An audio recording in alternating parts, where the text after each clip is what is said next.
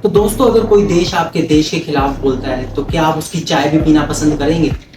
तो क्या आपको पता है कि सिर्फ एक हैशटैग बॉयकॉट टर्की ने करोड़ों की टूरिज्म इंडस्ट्री और अरबों के व्यापार को हिलाकर रख दिया है? क्या एक ट्रेंड वाकई तुर्की की इकोनॉमी को नुकसान पहुंचा सकता है, किसी इकोनॉमी को बदल सकता है सिर्फ एक हैशटैग या सिर्फ एक ट्रेंड? और सबसे बड़ा सवाल, क्या हम भारतीय वाकई बदलाव ला रहे हैं या सोशल मीडिया पर सिर्फ दिखावा कर रहे हैं?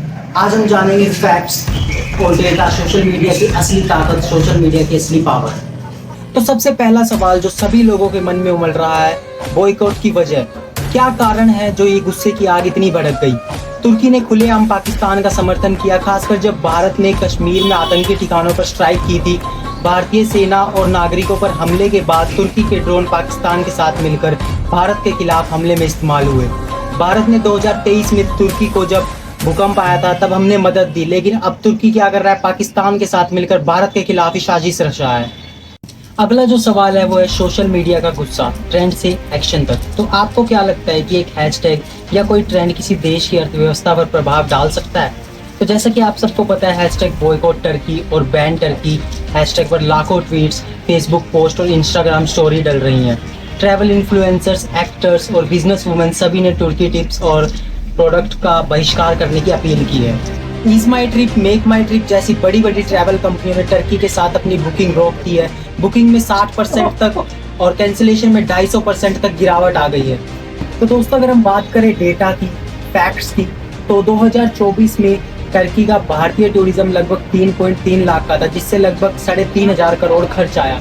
बॉयकॉट के बाद से टर्की का भारतीय टूरिज्म लगभग खत्म होने की कगार पे है, जिसमें बुकिंग में 60% और कैंसिलेशन में 250% तक गिरावट देखने को आ रही है। तो क्या एक हैशटैग, क्या एक ट्रेंड एक देश की इकोनॉमी को इतना गिरा सकता है? तो अब हम बात करते हैं सोशल मीडिया पर उमड़ रहे कुछ ऐसे सवाल जो बहुत से लोगों के मन में है। क्या हम अपने पैसों से उन देशों को मजबूत कर रहे हैं जो दूसरे यानी कि हमारे दुश्मन देशों के साथ मिलकर हमारे खिलाफ ही साजिश रच रहे हैं? क्या सिर्फ एक ट्रेंड, क्या सिर्फ एक हैशटैग एक देश की अर्थव्यवस्था को बदल सकता है, उस पर प्रभाव डाल सकता है? क्या अब वक्त आ गया है कि हम टूरिज्म और टेररिज्म को अलग अलग रखें? तो चलिए बात करते हैं जनता की राय पर कि जनता की इस विषय पर क्या राय है। जहाँ कई लोग कह रहे हैं business can not be bigger than the nation, यहाँ तक कि लोग टर्की के सामान, ट्रिप, यहाँ तक कि टीवी शोज का भी बहिष्कार कर रहे हैं। अब सवाल आप पर है, क्या आप भी इस बॉयकॉट का हिस्सा बनेंगे? क्या आप भी इसमें आगे बढ़ेंगे?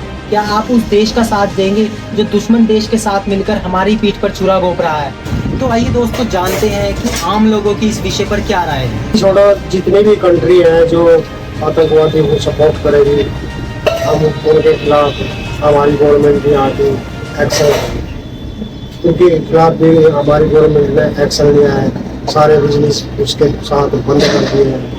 तो दोस्तों, हैशटैग बॉयकॉट टर्की कोई मामूली ट्रेंड नहीं है, यह करोड़ों भारतीयों की एकजुट आवाज है जो देश के सम्मान और सुरक्षा के लिए उठी है। अब हम एकजुट होकर किसी गलत के खिलाफ खड़े होते हैं तो हमारी छोटी छोटी कोशिश भी बड़ी ताकत बन जाती है। डेटा बिल्कुल साफ दिखता है कि सोशल मीडिया की ताकत से न सिर्फ तुर्की की टूरिज्म और ट्रेड इंडस्ट्री पर असर पड़ा है, बल्कि पूरी दुनिया को भी भारत की आवाज सुनाई दे रही है। तो दोस्तों, अब इस विषय पर मैं आपकी राय जानना चाहूंगा कि आपकी इस पर क्या राय है कि हमें किसी देश को सिर्फ एक ट्रेंड के माध्यम से इतना गिरा देना चाहिए?